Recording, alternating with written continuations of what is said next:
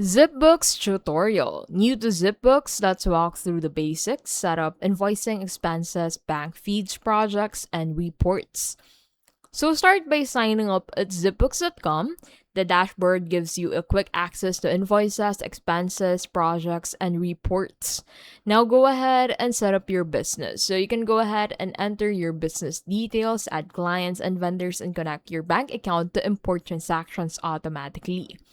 Now click on invoices at the left side of your screen, and under that, you'll find invoices. So click on the start invoicing button to create an invoice.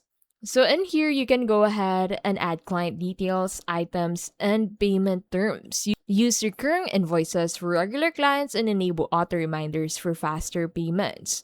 Now go ahead and head over into the transactions tab, and under that you'll find the expenses tab. So in here you can go ahead and enter your vendor, amount, and category, upload receipts to keep records organized. Now once you head over into the bank transactions tab, you can go ahead and connect your bank into your account. So ZipBook imports transactions and uses AI to suggest categories, review and approve matches to keep books accurate.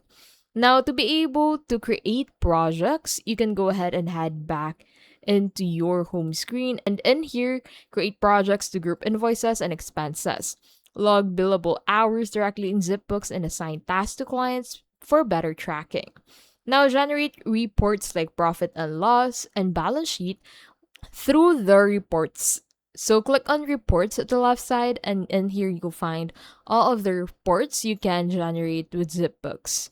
Use the financial health score and client intelligence to monitor performance and client profitability. ZipBooks is simple, smart, and affordable, perfect for freelancers and small businesses.